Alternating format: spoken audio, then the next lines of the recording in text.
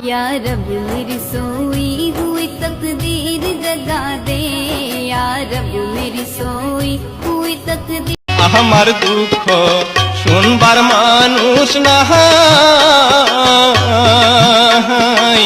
দুঃখে মাটির মানুষ থাকে সোনার মহল গড়িয়া, জ্বালাইয়া সে সোনার।